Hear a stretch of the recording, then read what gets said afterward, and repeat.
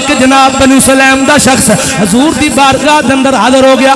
بڑھا پاپا ہے حضور دی بارگاہ دے اندر حاضر ہویا, آ کے مسلمان ہو گیا. کلمہ پڑھیا نا, کلمہ پڑھ کے کہندا یا رسول اللہ میرے کول کھانے واسطے کھانا کوئی نہیں, سر کجن واسطے یا رسول اللہ میرے کول امامہ کوئی نہیں, سفر واسطے میرے کول سواری کوئی نہیں. کملی والے نے اعلان فرمایا اے میرے غلاموں تواڈے وچ کوئی ایسا بندہ ہے جڑا اس نو سواری دے. ایک صحابی کھڑا ہویا, عرض کردا یا رسول اللہ میرے کول ایک ہی اونٹنی ہے, میں اس نو دے دینا تواڈے نام تے قربان کر دینا. کملی والے نے فرمایا ہے کوئی اس نو اس دا سر ڈک دے.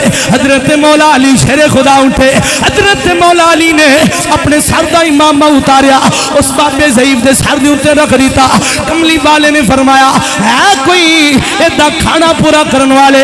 حضرت سلمان فارسی کھڑے ہو گئے, عرض کرتے نے یا رسول اللہ ذرا بابا جی میرے نال بھیجو نا, اسی مدینے دیاں گلیاں دے وچوں کھانا ڈھونڈ کے لے کے آن لیا, کسے دے گھروں مل جائے گا.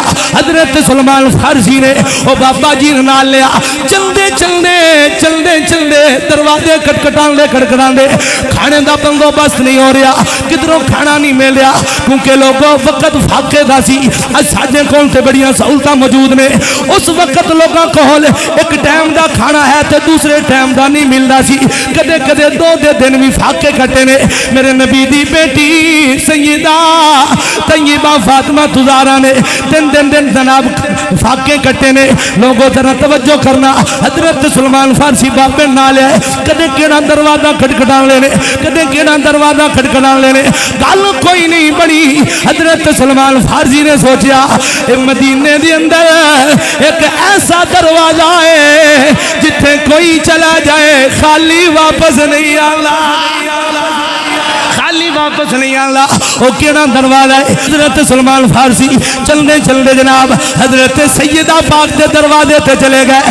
دروازہ کھٹکھٹایا, پوچھیا کون ہے؟ عرض کی سلمان فارسی آیا وا.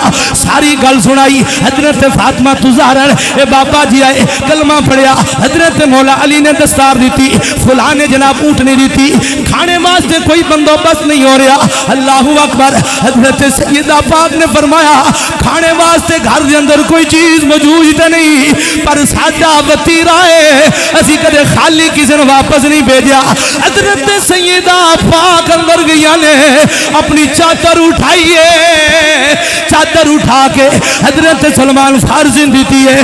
اے سلمان لے جا فلاں یہودی دے کول چلا جا, اس نو جا کے دس اے فاطمہ بنت محمد دی چادر ہے, اے چادر لے لے پاپن اناج دے دے. حضرت سلمان فارسی حضرت سیدہ پاک دی چادر لئی یہودی دے کول چلے گئے نے. یہودی نے کہندے نے سارا قصہ سنایا.